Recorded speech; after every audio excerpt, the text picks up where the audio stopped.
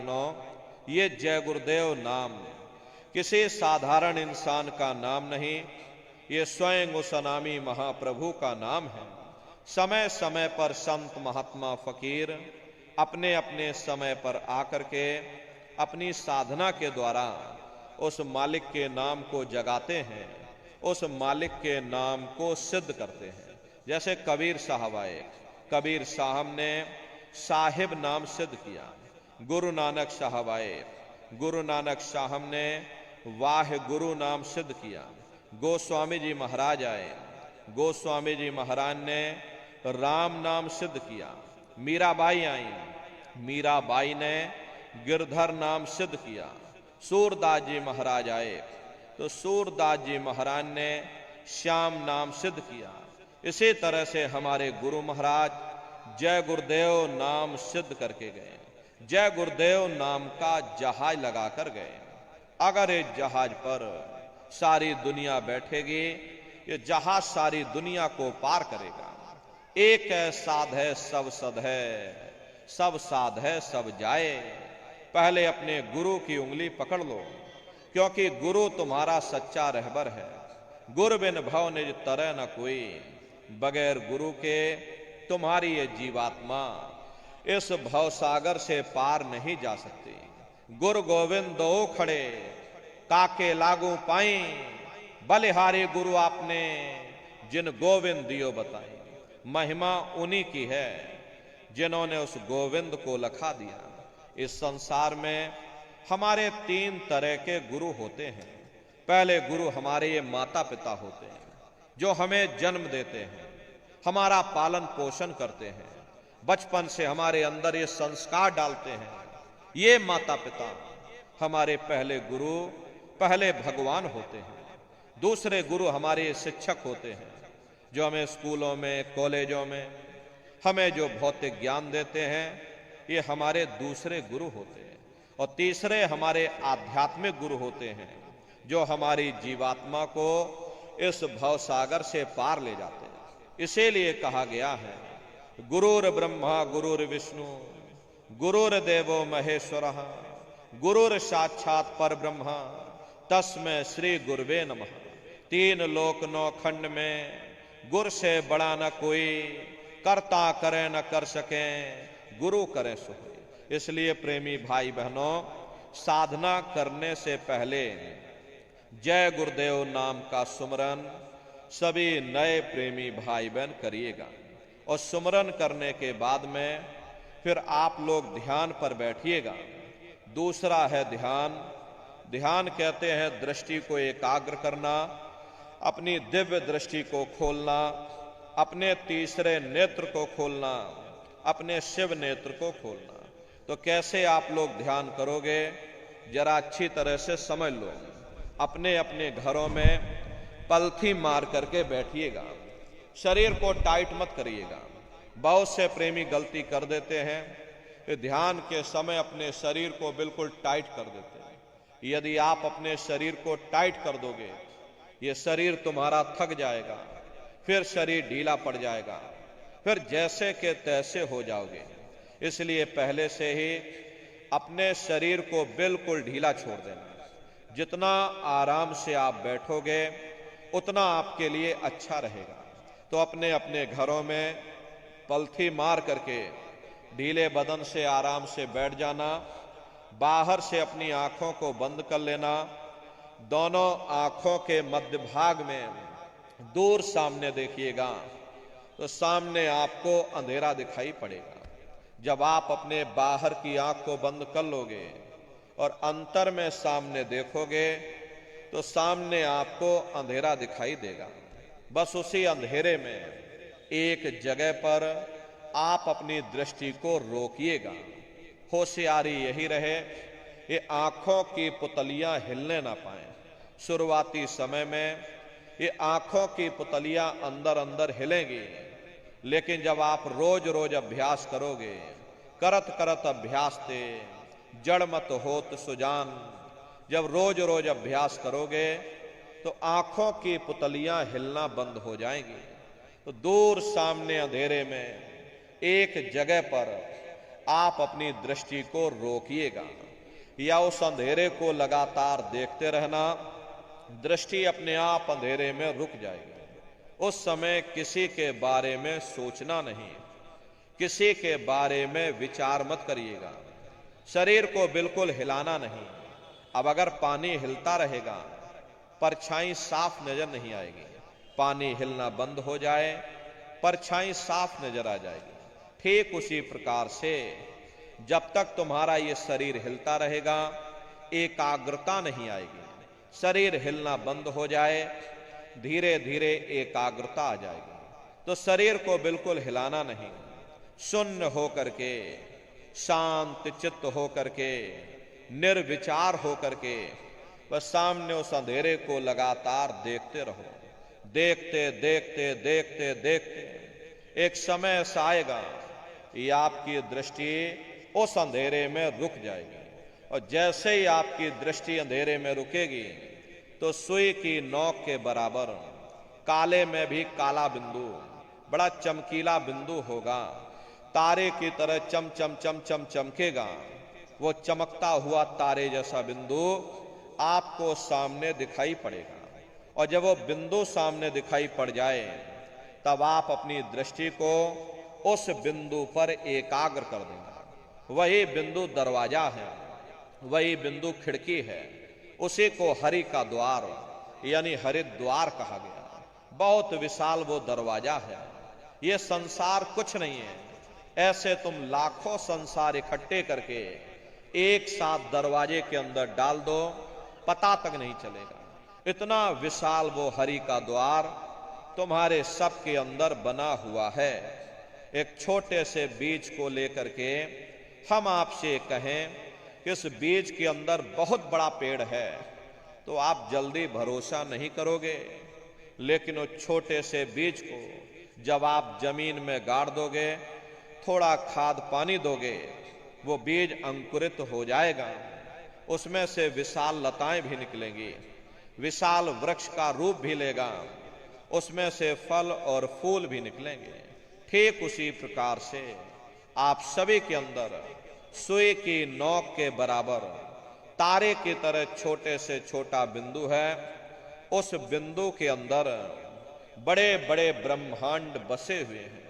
वो तारे जैसा चमकता हुआ बिंदु आपको सामने दिखाई पड़ेगा। लेकिन बिंदु जब दिखाई पड़ेगा जब आपकी दृष्टि उस अंधेरे में रुक जाएगी। ये उसी तरह से है जैसे आपकी आंखों के सामने देखिए सूरज है, लेकिन बीच में जब बादल आ जाते हैं तो सूर्य आपको दिखाई नहीं देता। अगर बादल हट जाएं, सूरज आपको सामने दिखाई पड़ेगा। उसके प्रकाश की अनुभूति आप स्वयं करोगे। ठीक उसी प्रकार से कर्मों के बादल अंधकार बन करके, दीवाल बन करके हमारी आंखों के सामने आकर खड़े हो गए। जब आप अपनी आंखों की पुतलियों को उस अंधेरे में रोक करके रखोगे तो उसी अंधेरे में सुराख हो जाएगा। यही कहा गया है, दोनों तिल एक तार मिलाओ तब देखो गुलजारा है। यानी दोनों आंखों की पुतलियों को अंधेरे में एक जगह पर रोक करके रखो। जब आंखों की पुतलियों को अंधेरे में रोक करके रखोगे तो उसी अंधेरे में सुराख हो जाएगा। सामने आपको चमकता हुआ बिंदु दिखाई पड़ेगा। और जब वो बिंदु सामने दिखाई पड़ जाए तब आप अपनी दृष्टि को उस बिंदु पर एकाग्र कर देना। और जब आप अपनी दृष्टि उस बिंदु पर एकाग्र कर दोगे तो वही बिंदु दरवाजा है। वो दरवाजा खुल जाएगा, ये शिव नेत्र खुल जाएगा, ये दिव्य दृष्टि आपकी खुल जाएगी और आप दरवाजे के अंदर दाखिल हो जाओगे। एक बार प्रेमी भाई बहनों ये दिव्य दृष्टि खुल जाए, फिर क्या भूत, क्या भविष्य, क्या वर्तमान, कोई भेद आपसे गुप्त नहीं रहेगा।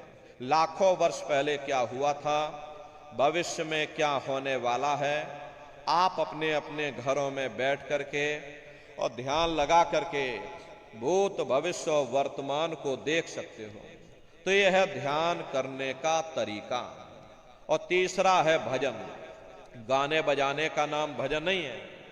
ये नाच गाना, ढोल मजीरा, हारमोनियम, तबला, उछल कूद, इसका नाम भजन नहीं है। भजन कहते हैं उस शब्द को सुनना, उस नाम को सुनना, उस देववाणी आकाशवाणी को सुनना जो 24 घंटे तुम्हारे सब के अंदर गूंज रही है। तो कैसे आप लोग भजन करोगे, जरा अच्छी तरह से समझ लो। ये दोनों उंगली कानों में डाल करके ये कानों को बंद कर लेना। कान इसीलिए बंद किए जाते हैं ताकि बाहर की कोई आवाज हमको सुनाई ना पड़े। अपनी सुविधा से बैठिएगा, कुर्सी पर चाहे कुर्सी पर बैठ जाओ, सोफे पर चाहे सोफे पर बैठ जाना, या कोई तकिया इस तरह से रख लेना और दोनों कोहनियां रख करके दोनों उंगली कानों में डाल करके ये कानों को बंद कर लेना। बहुत सी हमारी माताएं बहनें हैं, बूढ़े बुजुर्ग हैं, अरे भाई आपके घुटनों में दर्द होता होगा या रीढ़ की हड्डी में दर्द होता होगा और आप बैठ करके भजन नहीं कर पाते हो, तो आप लेट करके भजन करिएगा। ऐसे सीधे लेट जाना, लेटे लेटे आंख और कान को बंद कर लेना। मतलब तो आंख और कान को बंद करना है, चाहे आप लेट करके करो या चाहे आप बैठ करके करो। यही कहा गया है, आंख कान मुख बंद कराओ, अनहद झिंगा शब्द सुनाओ। यानी पहले अपनी आंख को बंद करो, अपने मुख को बंद करो, दोनों उंगली कानों में डाल करके ये कानों को बंद कर लो और ऊंचे से ऊंचा ध्यान दे करके उस आवाज को सुनने की कोशिश करो। प्रेमी भाई बहनों, जब आप अपने कानों को बंद करके और अंतर में गौर से सुनोगे तो आपको ऐसा अनुभव होगा कि कहीं सीटी जैसी आवाज हमारे कानों में बज रही है। टी, इस तरह से सीटी जैसी आवाज शुरू में आप सभी को सुनाई पड़ेगी। शाम को अपने अपने घरों में जाकर बैठिएगा, ये कानों को जरा बंद कर लेना, अंतर में गौर से सुनिएगा तो सीटी जैसी आवाज आप सभी को सुनाई पड़ेगी। करना कुछ नहीं है, लेटे हो चाहे बैठे हो, बस आप उस आवाज को सुनते रहना और सुनते सुनते उसी में लीन हो जाओ। जब लगातार उसको सुनते रहोगे तो एक दिन ऐसा आएगा, दोबारा आपको अनुभव होगा कि कहीं बड़ी दूर से एक महीन आवाज, घंटे और शंख की आवाज हमारे कानों में बज रही है। जैसे मंदिरों में घंटियां बजती हैं, टन टन टन टन। तो बाहर तो आपने ये नकल किया।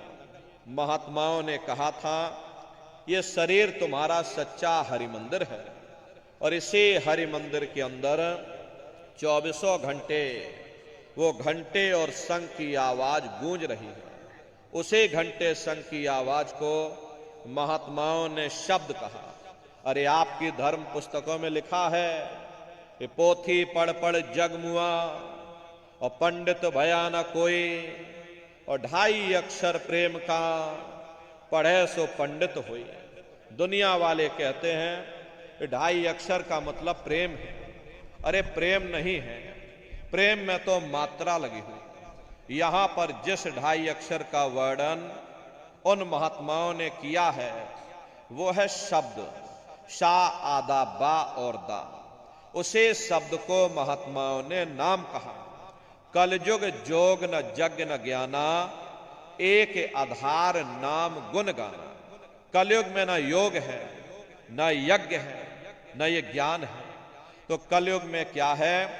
कलयुग केवल नाम आधारा, सुमिर सुमिर नर उतर ही पारा। कलयुग में केवल नाम का आधार है। प्रेमी भाई बहनों, यहां पर आपको ये समझना होगा कि नाम 2 प्रकार के होते हैं। एक वर्णात्मक नाम होता है, दूसरा ध्वनात्मक नाम होता है। वर्णात्मक नाम वो है जो लिखने पढ़ने बोलने में आता है, जैसे राम श्याम सीताराम, हरे रामा हरे कृष्णा। ये सभी वर्णात्मक नाम होते हैं जो जबान से बोले जाते हैं। लेकिन संत महात्मा उस ध्वनात्मक नाम की महिमा गाते हैं जो न लिखने में आता है न जबान से बोलने में आता है, जो हर इंसान के अंदर दिन और रात धुनकारे दे रहा। वो नाम कहां मिलेगा? नाम रहे संतन आधीना, और संत बिना कोई नाम न चीन्हा। तो उसी घंटे संग की आवाज को महात्माओं ने शब्द या नाम कहा। उसी घंटे संग की आवाज को ईसा मसीह साहब ने वर्ड या लागस कहकर याद किया।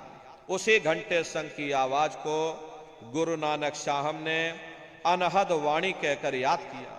चीन में जो महात्मा हुए उन्होंने इसको ताओ कहकर याद किया।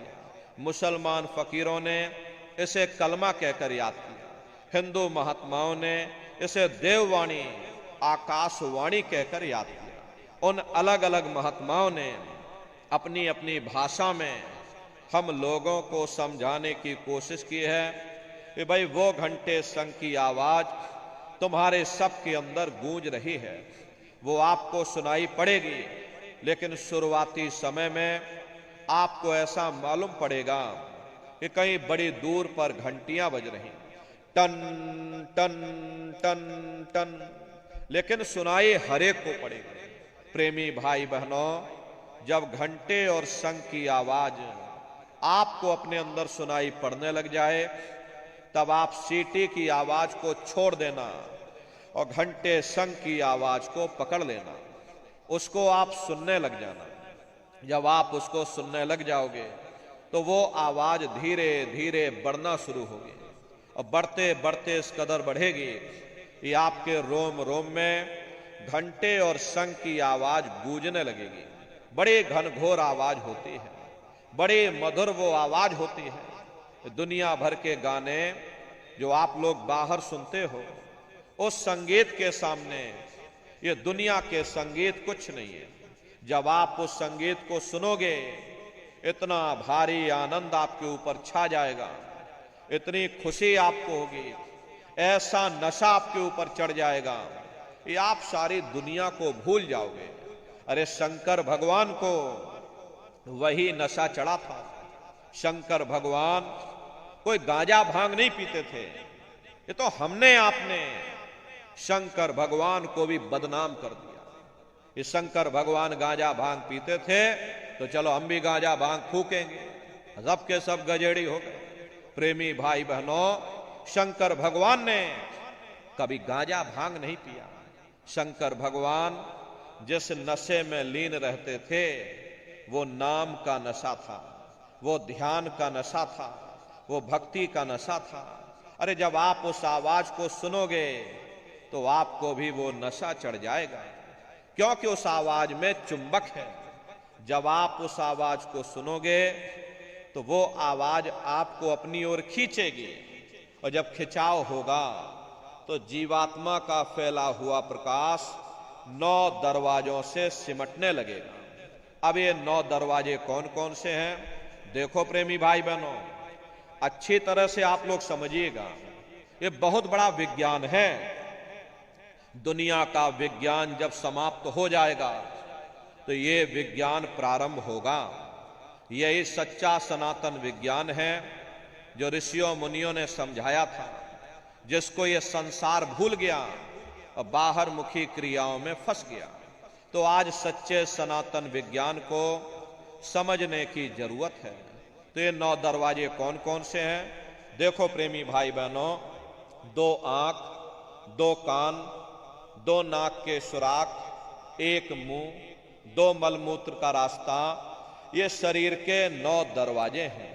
सबसे पहला दरवाजा गुदा चक्र आता है। गुदा चक्र में गणेश जी वास करते हैं। गणेश जी वहां के मालिक हैं। ये 4 दल का कवल है।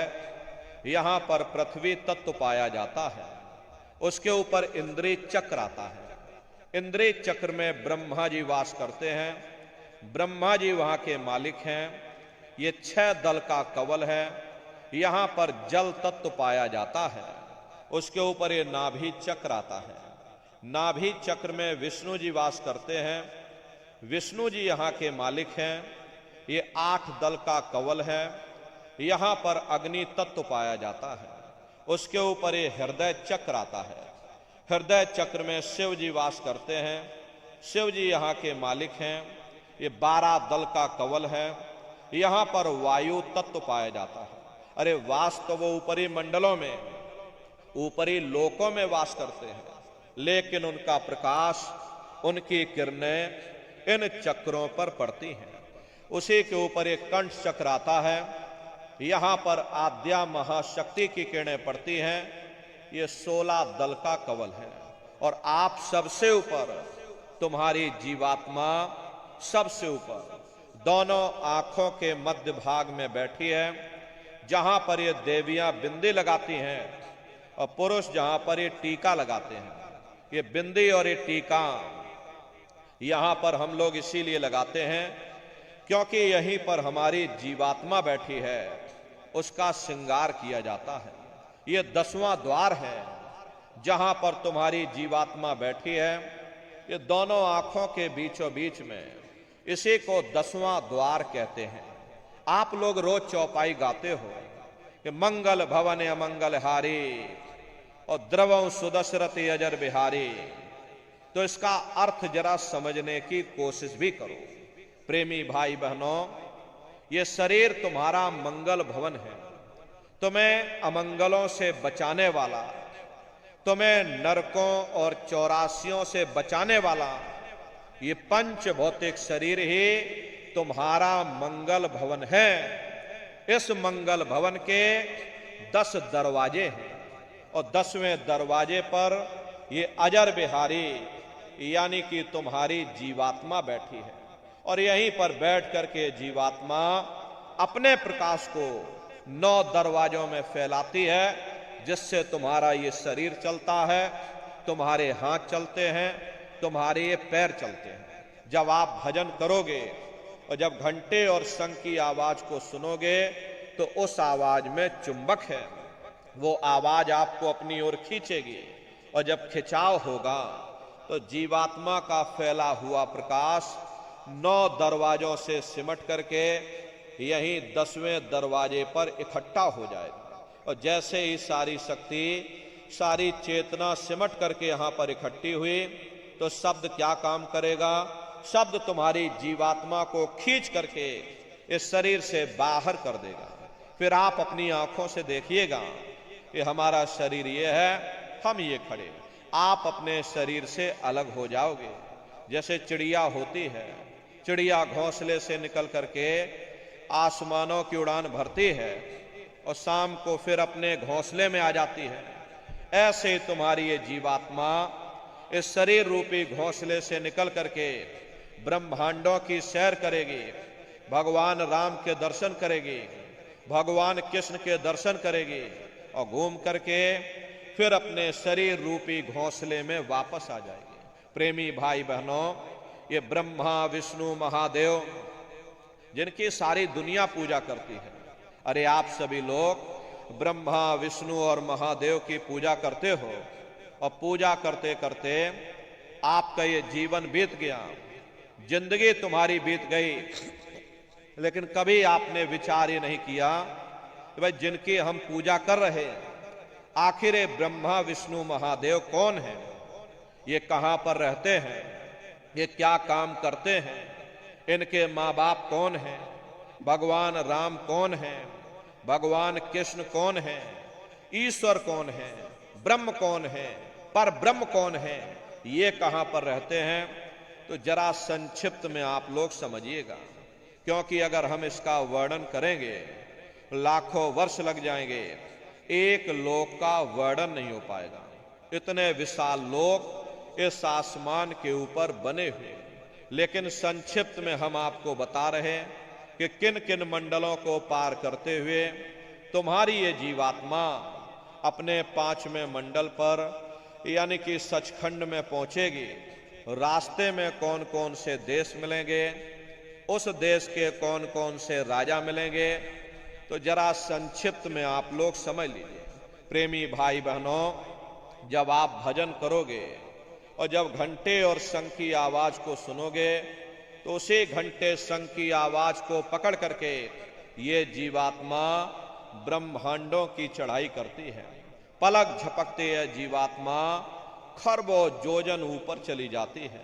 ये चांद सूरज सितारों को पार करने के बाद में सबसे पहले जो आपको लोक मिलेगा उसे महात्माओं ने शिवलोक कहा। शिवलोक तमोगुणी स्थान है, वहां के मालिक शिव जी हैं। वो पार्वती जी के साथ में उस लोक में विराजमान है। चैतन्य धार जो ऊपर से नीचे आ रही, जिसे महात्माओं ने गंगा कहा, वह अपना केंद्र बिंदु शिवलोक को बनाती है। इसीलिए शिव जी की जटा में ये गंगा दर्शाई जाती है। इस लोक में असंख्यों जीवात्माएं रहती हैं। ये सभी जीवात्माएं शिव स्वरूप में मौजूद होती हैं। जब आप वहां पहुंचोगे और शिव जी का जब प्रत्यक्ष दर्शन करोगे तो आपका स्वरूप भी शिव के समान यानी कि शिव स्वरूप हो जाएगा। शिव जी का दर्शन करने के बाद फिर जब आप ऊपर चढ़ोगे, उसी के ऊपर ब्रह्मा जी का लोक आएगा। ब्रह्मा जी का लोक वो रजोगुणी स्थान है। वहां के मालिक ब्रह्मा जी हैं। वो गायत्री, सावित्री और सरस्वती के साथ उस लोक में विराजमान है। और ब्रह्मा जी का दर्शन करने के बाद फिर जब आप ऊपर चढ़ोगे, उसी के ऊपर विष्णु लोक आएगा। विष्णु लोक वो सतोगुणी स्थान है। वहां के मालिक विष्णु जी हैं। उनका बड़ा मनमोहक स्वरूप है। उनकी 4 भुजाएं हैं और चारों भुजाओं में शंख, गदा, पद्म और चक्र सुशोभित है। आप क्षीर सागर में लक्ष्मी जी के साथ विराजमान हैं। ये तीनों देवता ब्रह्मा, विष्णु और महादेव अपने अपने लोक में बैठ करके राज कर रहे। एक रचयिता है जो हम जीवों को रचता है। एक पालनहार है जो हम जीवों को पालता है। एक संहार करता है जो हम जीवों को नष्ट कर देता। एक का काम है शरीर को बनाना, एक का काम है शरीर की सुरक्षा करना, एक का काम है शरीर को नष्ट कर देना। इनकी जो माता हैं वो आद्या महाशक्ति हैं। ब्रह्मा, विष्णु, महादेव लोक के ऊपर वो आद्या महाशक्ति का लोक आता है। उसी को देवी दुर्गा का लोक कहा जाता है। अरे आप यहाँ 9 दुर्गे की पूजा करते हो, ये तो आपकी सिद्धा है। लेकिन महात्माओं ने कहा था, भाई सही मायने में तुम्हारी 9 दुर्गे पूजा कब सफल होगी? जब तुम 9 द्वारों से अपने ख्याल को समेट करके रजोगुण, तमोगुण, सतोगुण यानी ब्रह्मा, विष्णु, महादेव के लोक को पार करके जब तुम वहां देवी दुर्गा का दर्शन कर लोगे, तब सही मायने में तुम्हारी 9 दुर्गे पूजा सफल होगी। वहां देवी दुर्गा का दर्शन करने के बाद तुम्हारी भौतिक मनोकामनाएं पूर्ण हो जाती हैं। साधक को रिद्धि, सिद्धि और शक्तियां प्राप्त हो जाती हैं। उन शक्तियों को प्राप्त कर लेने के बाद में फिर घंटे, शंख की आवाज को पकड़ करके फिर जब आप ऊपर चढ़ोगे, उसी के ऊपर सबसे पहला देश आपको मिलेगा, या यूं कह लीजिए कि पहली राजधानी आपको मिलेगी, जिसे महात्माओं ने सहस दल कवल कहा। वो राजधानी है। आप इस तरह से समझिए जैसे आपके उत्तर प्रदेश की राजधानी लखनऊ है और ये गाजीपुर आपका जिला है। इसी तरह प्रेमी भाई बहनों, वो सहस दल कवल राजधानी है। ये ब्रह्मा, विष्णु, महादेव के जो लोक हैं, उस राजधानी के अंतर्गत आने वाले जिले हैं। राजधानी का जो मालिक है वो निरंजन भगवान है। ये ब्रह्मा, विष्णु, महादेव ये निरंजन भगवान के ही पुत्र हैं। और ये आद्या महाशक्ति देवी दुर्गा ये निरंजन भगवान की अर्धांगिनी है। और निरंजन भगवान स्वयं तीनों लोकों के मालिक हैं। उन्हीं को त्रिलोकीनाथ कहा जाता है। हिंदू उन्हीं को परमात्मा कहते हैं, मुसलमान उन्हीं को खुदा कहते हैं, ईसाई उन्हीं को गॉड कहते हैं। ये जल एक है। जल को चाहे आप पानी कह लो, चाहे वाटर कह लो, चाहे आप नीर कह लो। इसी तरह प्रेमी भाई बहनों, वो परमात्मा एक है। हम लोग लफ्जों के झगड़े में उलझे हुए हैं। घंटे और शंख की आवाज जो हर इंसान के अंदर गूंज रही, वो आवाज उन्हीं के मुखार बिंद से हो रही। निरंजन भगवान का जो स्वरूप है वो ज्योतिष स्वरूप है। हजार बाती की अखंड ज्योति वहां पर बराबर जल रही है। परम प्रकाश रूप दिन राते, नहीं कछु चाहिए दिया घृत बाते। अरे हम आप यहां मंदिरों में ज्योत जलाते हैं, ये तो हम आप उसकी नकल करते हैं। महात्माओं ने आपको चिन्ह बता दिया कि भाई उनका ऐसा स्वरूप है, तो हम लोग यहां पर नकल करने लगे। इस ज्योति में तेल की जरूरत पड़ती है, बाती की जरूरत पड़ती है। तेल बाती खत्म हो जाए, ज्योति तुम्हारी बुझ जाएगी। लेकिन वो अखंड ज्योति वहां पर ऐसी जल रही जिसमें ना तेल की जरूरत है और ना बाती की जरूरत है। महात्माओं ने लिखा है, उल्टा कुआ गगन में तिसमें जरे चिराग, तिसमें जरे चिराग, बिना रोगन बिन बाती, 6 ऋतु 12 मास, जरत रहे दिन राती। सतगुर मिले जो होए, ताह की नजर में आवे, बिन सतगुर नहीं कोई, वाह को दर्शावे। वो अखंड ज्योति ऐसी है जिससे पूरा ब्रह्मांड प्रकाशवान हो रहा।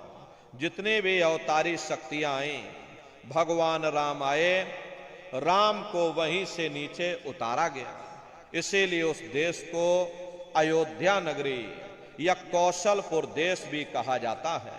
अरे गोस्वामी जी महाराज जब साधना करके वहां पहुंचे, तभी गोस्वामी जी महाराज ने रामचरित्र मानस में लिख दिया।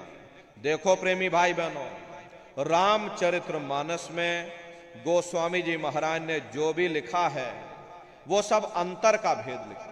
जब उन्होंने साधना किया, साधना करके जब ऊपर गए, जो कुछ उन्होंने ऊपर जा करके देखा वो रामचरित्र मानस में लिख दिया।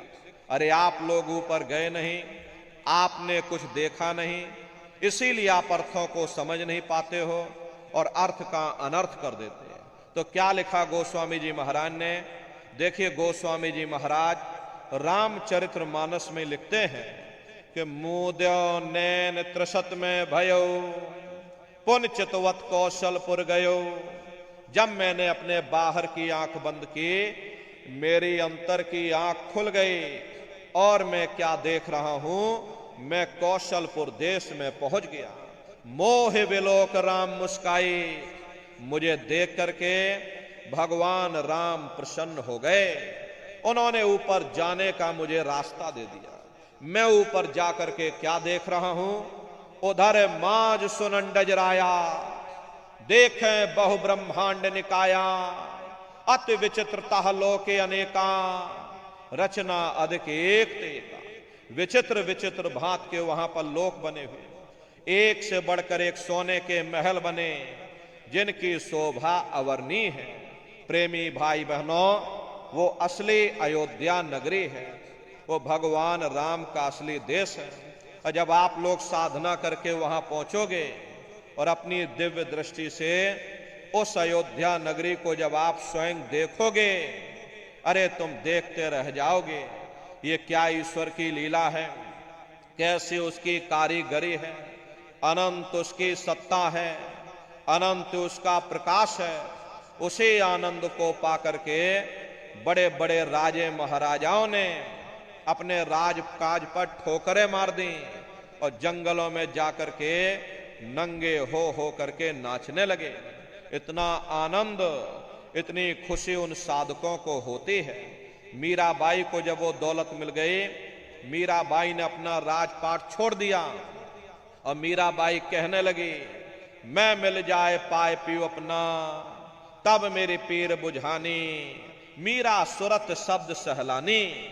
कबीर साहब को जब वो दौलत मिल गई और अन्य महात्माओं को जब वो दौलत मिल गई, उन्होंने ऊपर चढ़ करके उस अयोध्या नगरी को देखा, भगवान राम के देश को देखा, तो कलम तोड़ करके लिख दिया।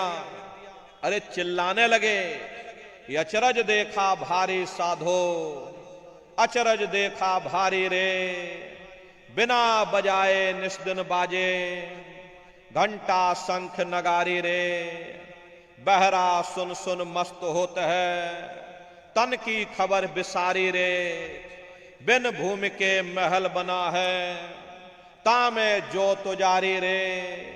अंधा देख देख सुख पावे, बात बतावे सारी रे। जीता मर कर फिर जी जावे, बिन भोजन बलधारी रे। ब्रह्मानंद संत जन बिरला, कोई समझे बात हमारी रे। प्रेमी भाई बहनों, वो असली अयोध्या नगरी है, वो भगवान राम का असली देश है। राम जी का दर्शन करने के बाद में फिर तुम्हारी यही जीवात्मा दूसरे मंडल की आवाज को पकड़ करके और दूसरे मंडल की चढ़ाई करेगी। श्याम तज श्वेत को गहना, सुरत को तान धुन सुनना। बंक के द्वार धस बैठो और त्रिकुटी जाय कर लेना। उसी के ऊपर दूसरा देश आता है जिसे महात्माओं ने त्रिकुटी देश कहा। वहां के जो मालिक हैं वो ब्रह्म हैं। वहीं से मन और माया की उत्पत्ति हुई। वहीं से तीन गुण, रजोगुण, तमोगुण, सतोगुण, तीनों गुणों की उत्पत्ति वहीं से हुई। ये जो आपके वेद हैं, वेदों को सारी दुनिया पढ़ती है। वेदों की भी उत्पत्ति उसी स्थान से हुई है। अरे महात्मा कहते हैं कि त्रिकुटी महल में विद्या सारा, घन हर गरजे बजे नगारा, और लाल वरन सूरज उजियारा। वहां पर दो धुने, बादलों की गर्जन और मृदंग की आवाज उस लोक में गूंजती रहती है। जैसे पहले स्थान पर भगवान राम के देश में घंटे और शंख की आवाज गूंजती है, ऐसे ही दूसरे मंडल पर यानी कि ब्रह्म के देश में बादलों की गर्जन और मृदंग वहां पर बजता रहता। ओम का जाप बराबर वहां होता रहता। ब्रह्म का जो स्वरूप है, लाल वरन सूरज उजियारा। ये सूरज कुछ नहीं है। ऐसे तुम लाखों लाख सूर्य इकट्ठे करोगे तो वहां का एक सूर्य बनेगा। प्रेमी भाई बहनों, ब्रह्म का जो स्वरूप है वो सुबह के लाल सूर्य के समान है। इसीलिए वहां का पूरा ब्रह्मांड लाल है। महात्मा जब साधना करके वहां पहुंचे तभी महात्माओं ने लिख दिया, लाली मेरे लाल की जित देखूं उत लाल, लाली देखन में गई मैं भी हो गई लाल। वो पूरा ब्रह्मांड ही लाल है। तो जितने साधक वहां पहुंच जाते हैं उन सभी को योगेश्वर कहा जाता है।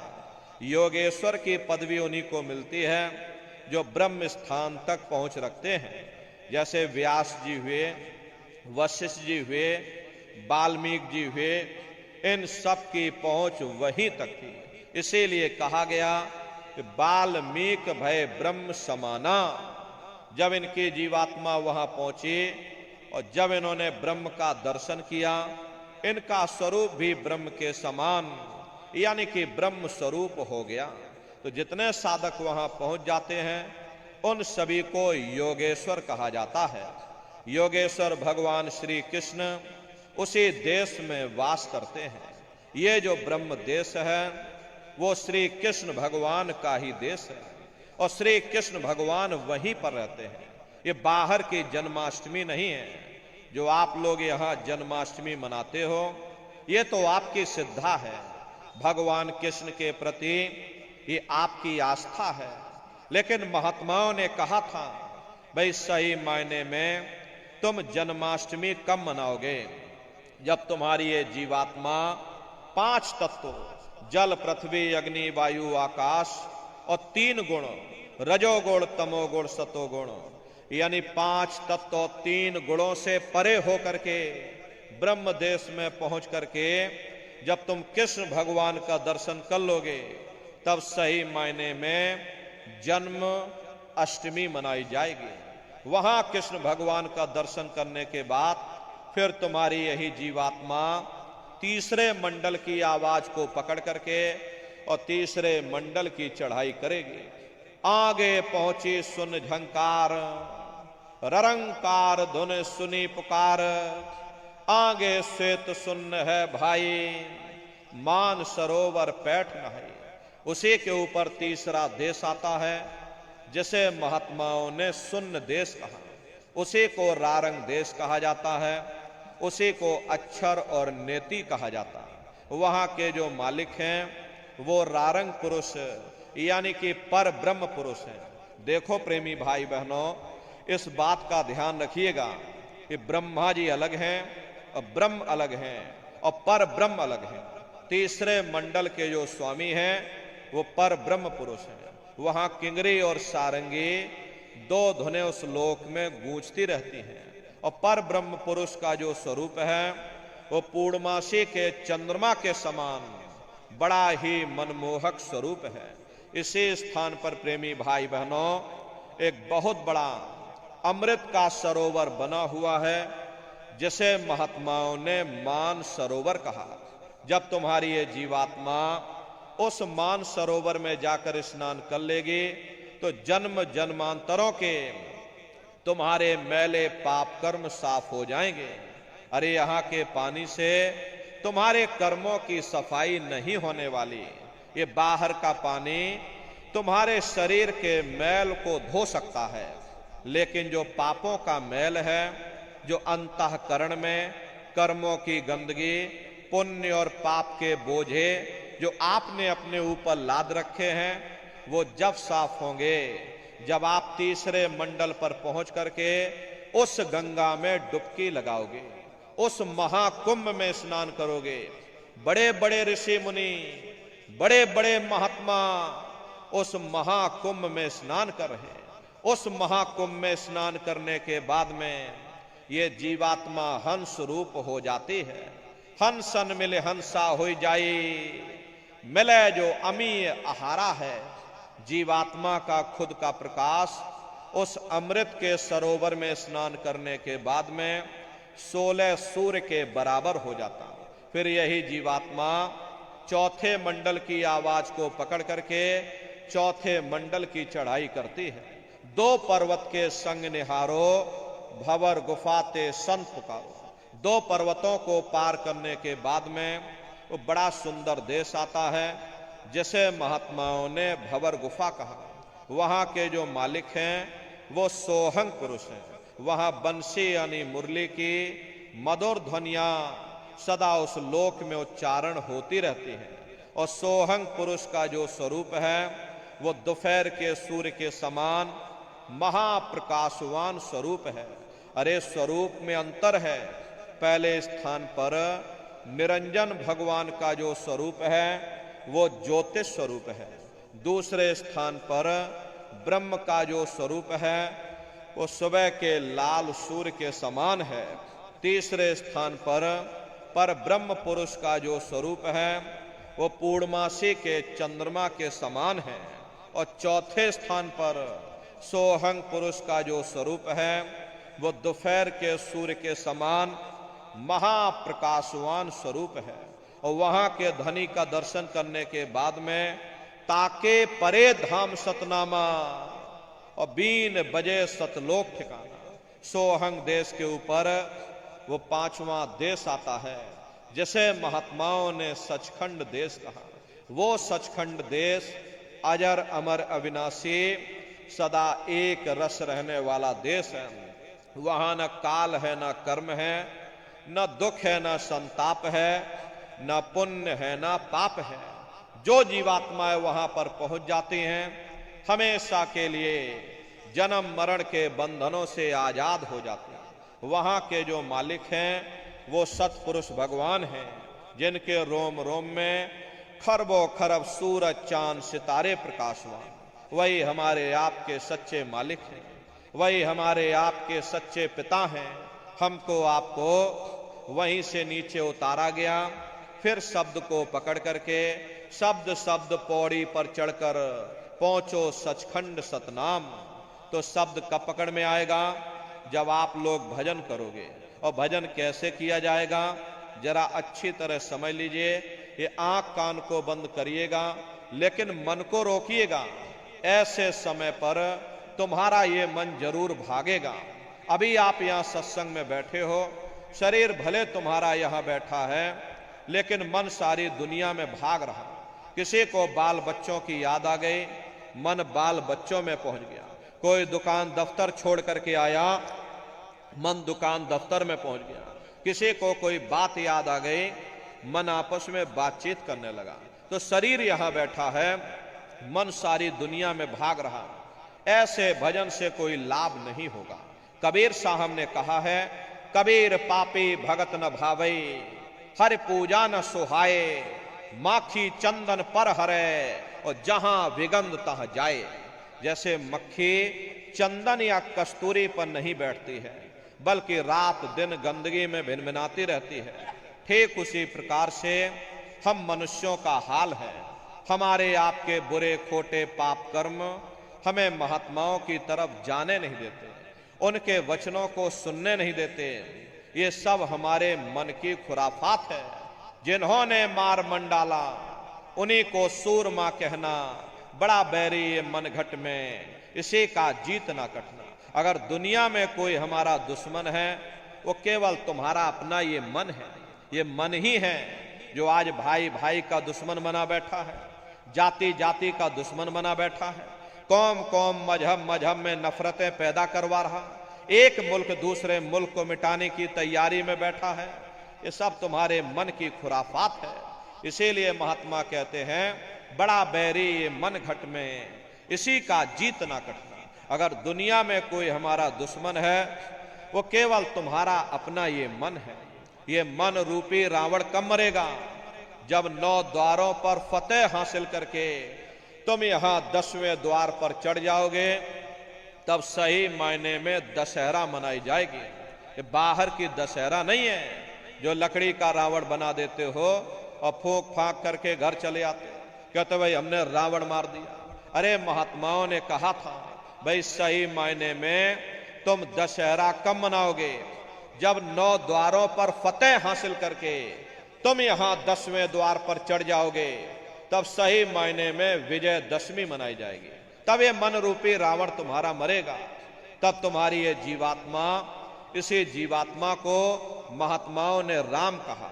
अरे हम कोई अपने मन से नहीं कह रहे हैं, धर्म ग्रंथों में ही लिखा हुआ है, एक राम दशरथ का बेटा, एक राम घट घट में लेटा, एक राम का सकल पसारा, और एक राम है सबसे न्यारा। एक वो राम है जो अयोध्या के वासी हैं, और एक राम घट घट में लेटे, यानी हमारी आपकी ये जीवात्मा जो हर एक के अंदर मौजूद है। महात्माओं ने कहा भाई एक वो राम है, और एक राम का सकल पसारा, यानी पहले स्थान के मालिक वो निरंजन भगवान, जिनको दुनिया त्रिलोकी नाथ कहती है, जिनका ये पूरा पसारा, ये पूरा संसार है। महात्माओं ने कहा भाई एक वो राम है, और एक राम है सबसे न्यारा, 5वें स्थान के मालिक वो सत्पुरुष भगवान जो हमारे आपके सच्चे पिता हैं। महात्माओं ने कहा भाई एक वो राम है। तो महात्मा तो उस राम की महिमा गाते हैं। मोटी बात आप पकड़िए कि भजन कैसे करोगे। आंख कान को बंद कर लेना, अंतर में गौर से सुनिएगा। शुरू में सीटी जैसी आवाज आप सभी को सुनाई पड़ेगी, उसे आप पकड़ लेना, लगातार सुनते रहना।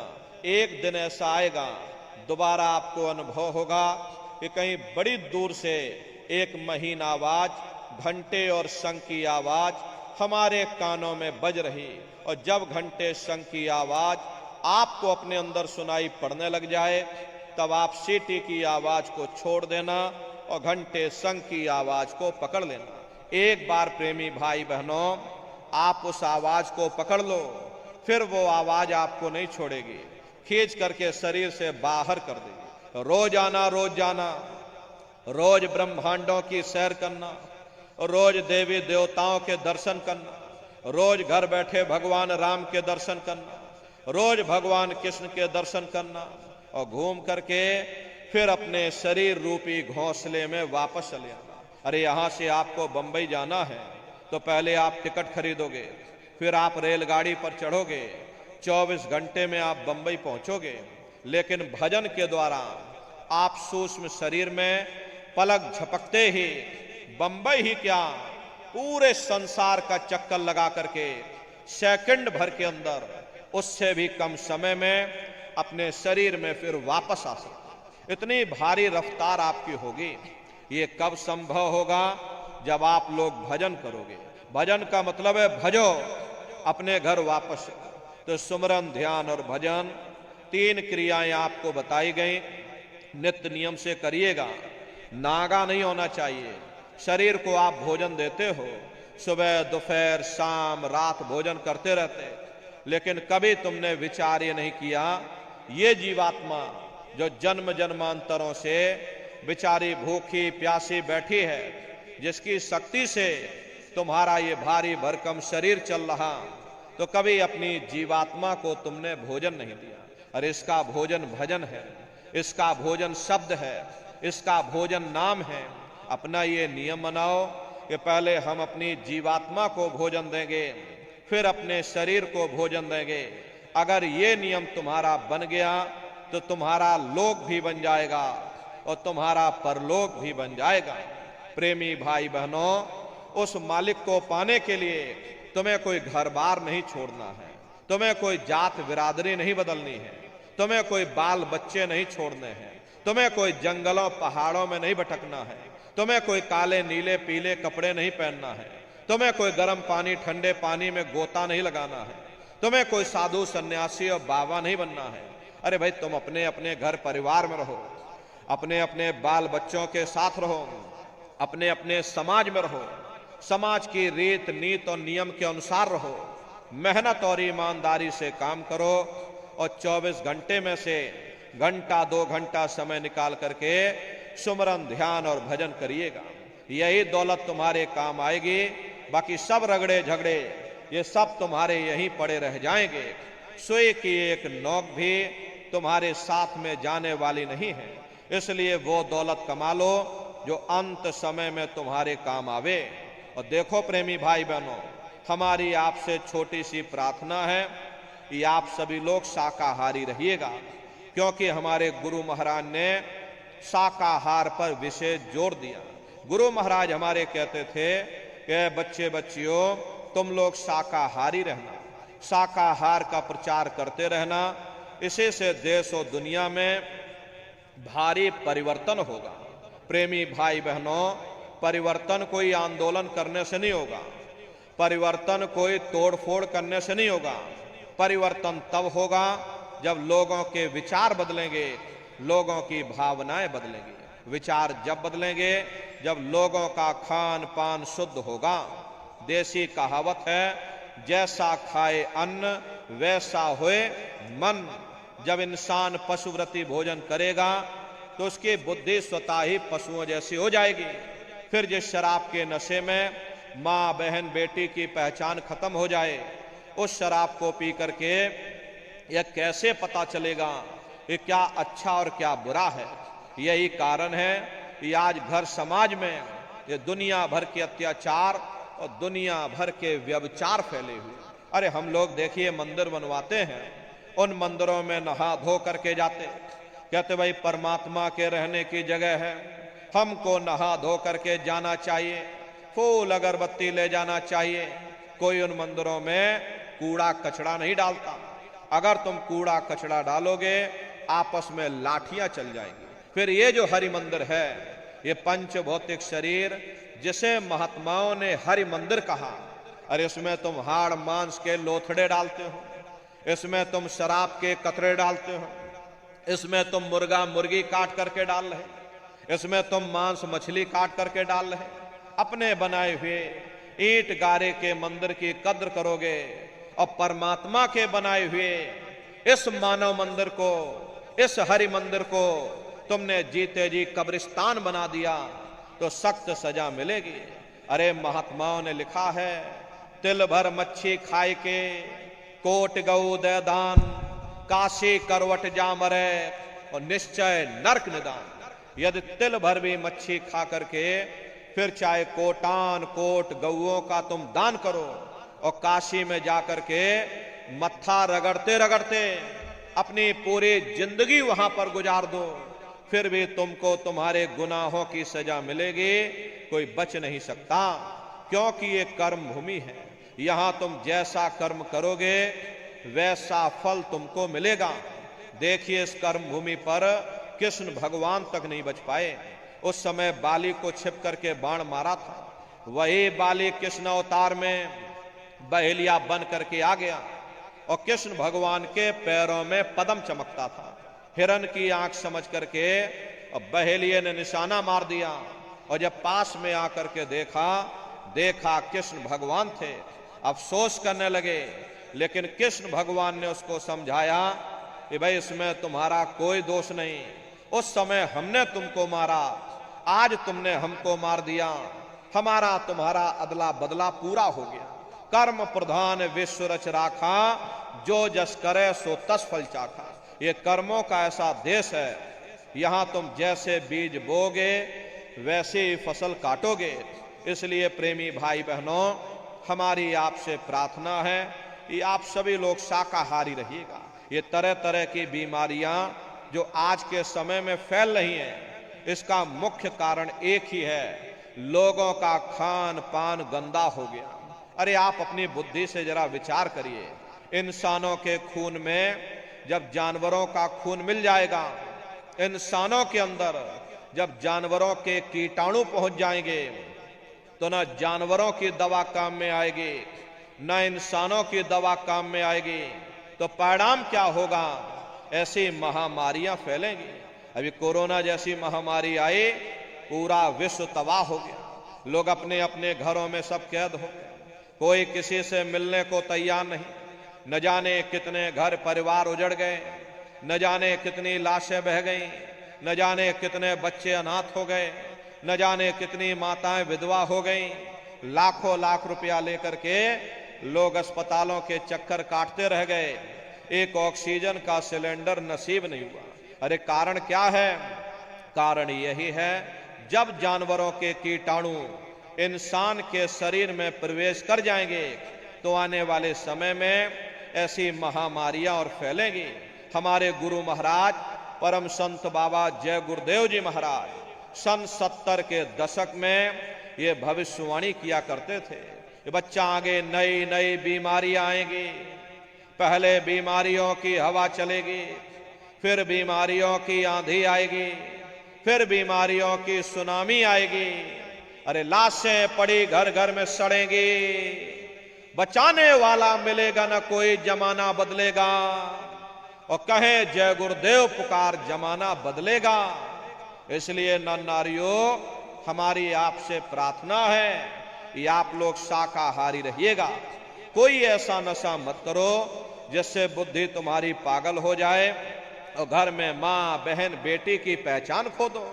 एक द्रौपदी के चीर हरण से पूरा का पूरा महाभारत हो गया। बड़े बड़े राजे महाराजे मौन हो गए, भीष्म पितामह मौन हो गए, गुरु द्रोण मौन हो गए। नतीजा क्या रहा? महाभारत हो गया और लाखों करोड़ों लोग काल के गाल में समा गए। एक द्रौपदी के चीर हरण से इतना बड़ा नरसंहार हुआ। अरे आज कलयुग में शराब के नशे में न जाने कितनी माताओं बहनों पर अत्याचार हो रहा, न जाने कितना व्यभिचार हो रहा। इसका भारी परिणाम आवाम जनमानस को भोगना पड़ेगा। कर्मानुसार सबको सजा मिलेगी। अरे अब कोई बच नहीं पाएगा। अब न भगवान राम का धनुष चलेगा, न भगवान कृष्ण का सुदर्शन चक्र चलेगा। अब कर्मानुसार सजा मिलेगी। कर्मों का बादल बवंडर बनेगा, बरसेंगी बहेंगी तेरे पापों की धारा। सुनते तो जाओ संदेशा हमारा, हमारे गुरु महाराज भविष्यवाणी कर गए। राख बनेगे महानगर तक एटम के अंगारों से, पत्ता पत्ता झुलस जाएगा। विश्व युद्ध टंकारों से मानव की क्या पेश चलेगी, अंबर तक फट जाएगा। इस धरती का सारा आंगन लाशों से पट जाएगा। महाशक्तियां दुनिया भर के मिट्टी में मिल जाएगी। क्रूर विधर्मी मानव की तब अकल ठिकाने आएगी। ऐसा भीषण बम भोले का तांडव होने वाला है। जागो जागो दुनिया वालों, समय बदलने वाला है। इसलिए नर नारियों, हमारी आपसे प्रार्थना है कि आप लोग शाकाहारी रहिएगा। कोई ऐसा नशा मत करो जिससे बुद्धि तुम्हारी पागल हो जाए और घर में माँ बहन बेटी की पहचान खो दो। अरे आप अपने आप को कट्टर हिंदू मानते हो। अरे भाई, हम कट्टर हिंदू हैं, हमसे बड़ा सनातनी दुनिया में कोई नहीं।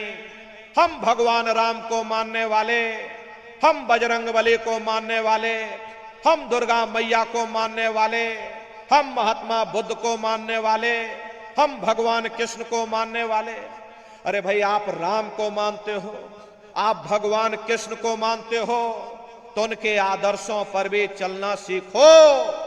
भगवान राम ने कभी नहीं कहा कि तुम मांस खाओ, या भगवान कृष्ण ने कभी नहीं कहा कि तुम शराब पियो।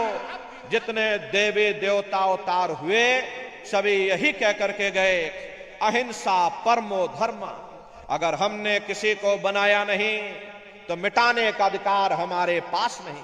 अरे आप इंसान हो, इंसान का काम है दया करने का, दया धर्म का मूल है। इसलिए आप जीवों पर रहम करो, रूहों पर रहम करो। सभी लोग शाकाहारी रहना और शाकाहारी का प्रचार अपने अपने क्षेत्रों में बराबर आप लोग करते रहिएगा। अरे सतयुग कैसे आएगा, राम राज कैसे आएगा? राम राज कोई भाषण देने से नहीं आएगा, राम राज कोई नारा लगा देने से नहीं आएगा, राम राज कोई भगवा लहरा देने से नहीं आएगा, राम राज कोई हिंदू मुसलमान करने से भी नहीं आएगा। राम राज जब आएगा जब लोगों के अंदर अच्छे विचार आएंगे। वरना राम के समय में भी रावण जैसे असुर होते थे, कृष्ण के समय में भी कंस जैसे असुर होते थे। अरे तब भी लड़ाइयां होती थी, तब भी युद्ध हुआ करते थे। राम राज का मतलब है अच्छे विचारों का आना, और अच्छे विचार जब आएंगे जब हर इंसान मानव धर्म का पालन करेगा। अरे मानव धर्म क्या कहता है? सत्य, दया, अहिंसा, प्रेम और करुणा, यही मानव धर्म का आधार है। जब मानव के अंदर मानवता आ जाएगी, मानव के अंदर दया आ जाएगी, मानव के अंदर करुणा आ जाएगी, ये मानव दूसरों की पीड़ा को अपनी पीड़ा समझने लग जाएगा। अरे जब इंसान के अंदर इंसानियत आ जाएगी तब सही मायने में देश में राम राज आ जाएगा। इसीलिए महात्माओं ने कहा है, राम राज को लाना है तो पहले मानव धर्म अपनाना है। मानव को पहले मानव धर्म अपनाना पड़ेगा, मानव को मानवीय गुण अपनाने पड़ेंगे। इसीलिए हमारे गुरु महाराज कह करके गए, बच्चा तुम गांव गांव, गली गली, मोहल्ले मोहल्ले जाकर के तुम हमारे संदेशों को जन जन के बीच में पहुंचा दो।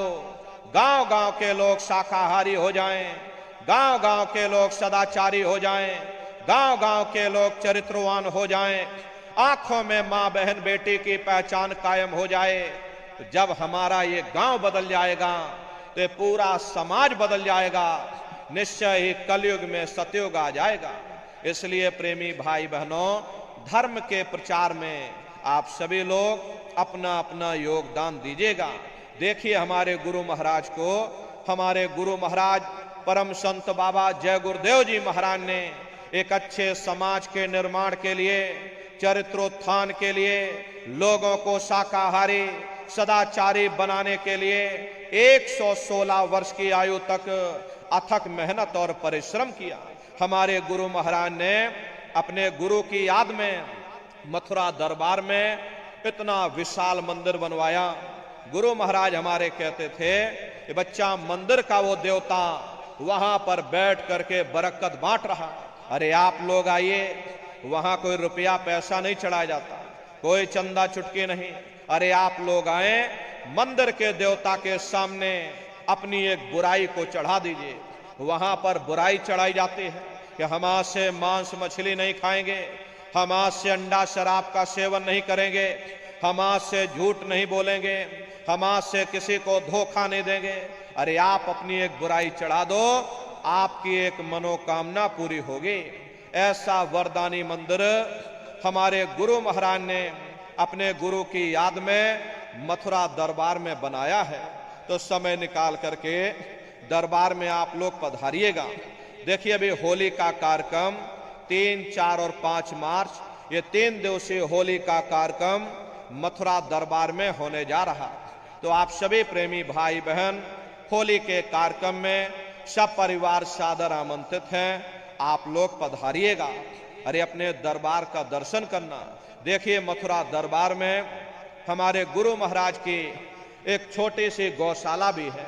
हमारे गुरु महाराज के पास में कुल 2 गाय थी। 2 गायों का इतना बड़ा परिवार है, बाहर से कोई नई गाय नहीं मंगवाई। 2 गायों का इतना बड़ा परिवार है। ये आज के समय में करीब करीब 3000 गाय हैं और 3000 के ऊपर सांड हैं। गौशाला अलग है और नंदीशाला अलग है। हमारे यहाँ किसी को बाहर नहीं भेजा जाता, क्योंकि हमारे गुरु महाराज कह करके गए कि बच्चा इनको यहीं रखना, यहीं सेवा पानी करना। इसीलिए चाहे गाय हो या चाहे बैल हो, हमारे यहाँ किसी को बाहर नहीं भेजा जाता। गायों के लिए अलग से गौशाला है और सांडों के लिए अलग से नंदीशाला बनी है। उसी के बगल में अपना एक बहुत बड़ा कॉलेज है, जिसमें 2,500 से 3,000 बच्चे निःशुल्क विद्यादान करते हैं। कॉपी किताब, पढ़ाई लिखाई, भोजन पानी बिल्कुल निःशुल्क है। उसी के बगल में अपना एक बहुत बड़ा अस्पताल है। प्रेमी भाई बहनों, वो गुरु महाराज की कर्मभूमि है और हमारे गुरु महाराज की जन्मभूमि, जहां पर हमारे गुरु महाराज का जन्म हुआ, जिला इटावा, ग्राम खितौरा में पड़ता है। जैसा भव्य मंदिर मथुरा दरबार में बना हुआ, उसी तरह से भव्य मंदिर गुरु महाराज की जन्मभूमि पर बन करके तैयार हो चुका। ये जो आप पोस्टर देख रहे हो, ये गुरु महाराज की जन्मभूमि का मंदिर है। और इधर जो ये पोस्टर लगा है, ये मथुरा दरबार का मंदिर है। तो समय निकाल करके दरबार में बच्चों को भी साथ में लेकर के आइएगा। हम लोग ये सोचने लगते हैं कि बच्चों को क्या करेंगे ले जाकर, ये बच्चे छोटे हैं, इनको घर में रहने दो, इनको पढ़ाई लिखाई करने दो। अरे पढ़ाई लिखाई जरूरी है, हम आपकी ये बात मानते हैं कि आज के समय में शिक्षा बहुत जरूरी है।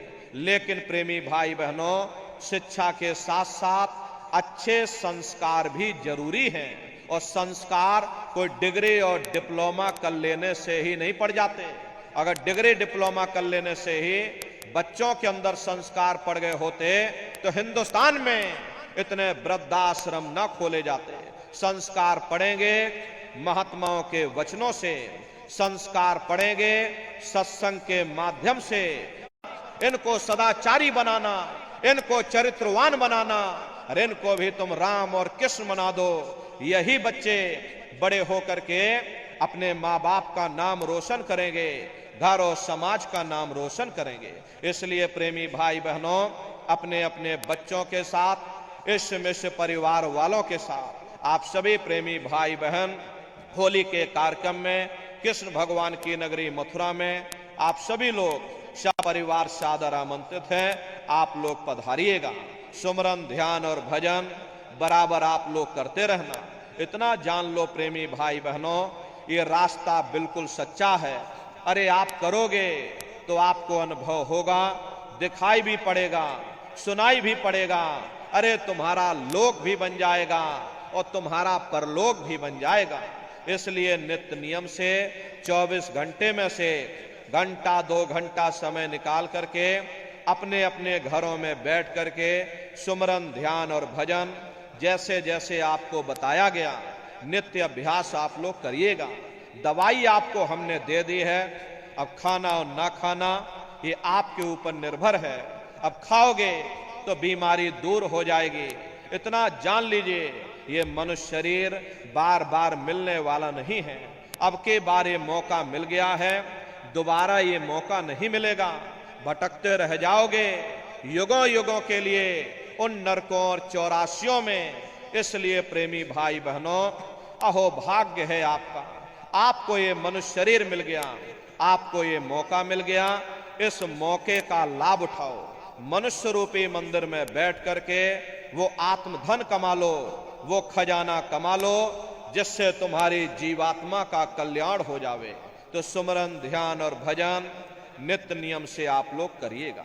और प्रेमी भाई बहनों, इसी के साथ देखिए सत्संग यहीं पर समाप्त हो जाएगा। और सत्संग समाप्त हो जाने के बाद में फिर हम नीचे उतर जाएंगे। बारी बारी से आप लोगों से मिल भी लेंगे, लेकिन आप लोग कोई धक्का मुक्की या जल्दबाजी मत करिएगा, आराम आराम से आइएगा। सबसे पहले माताएं बहनें आएंगी, उसके बाद भाई लोग आएंगे। माताओं बहनों से हमारी हाथ जोड़ करके प्रार्थना है, देखो माताओं बहनों, ये भीड़ भाड़ का समय है, इसलिए अपने सर को, अपने कान को और अपने गले को बिल्कुल आप लोग ढक करके आइएगा।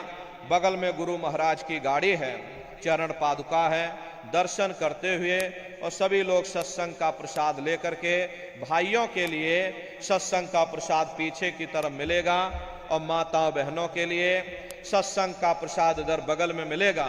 तो लाइन लगा करके बारी बारी से सभी लोग प्रसाद लेकर के तब आप लोग अपने अपने घरों की तरफ पधारिएगा। आप सभी प्रेमी भाई बहनों ने अपना कीमती समय हमको दिया, इसके लिए आप सभी प्रेमी भाई बहनों को बहुत बहुत धन्यवाद है। सबका जीवन मंगलमय हो, मेरी शुभकामना में अब हम अपनी वाणी को विराम करते हैं। आप सभी प्रेमी भाई बहनों को बहुत बहुत साधुवाद। बोलो जय गुरुदेव। आप सभी लोग खड़े हो जाइए, सभी लोग खड़े होकर के मालिक के पावन नाम का सभी प्रेमी भाई बहन प्रेम के साथ उच्चारण करिएगा। बोलो जय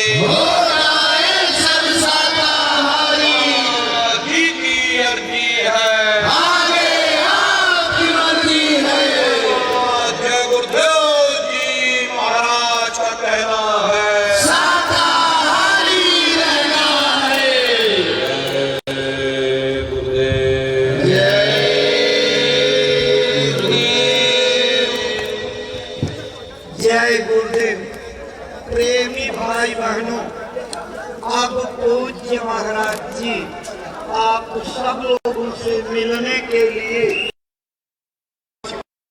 भाई लोग थोड़ा धीरज रखेंगे, पहले बहनों माताओं को मिलने का अवसर दे देंगे। बहने माताएं ध्यान दें, किसी लोहे की पाइप के सहारे चलते हुए आप बाई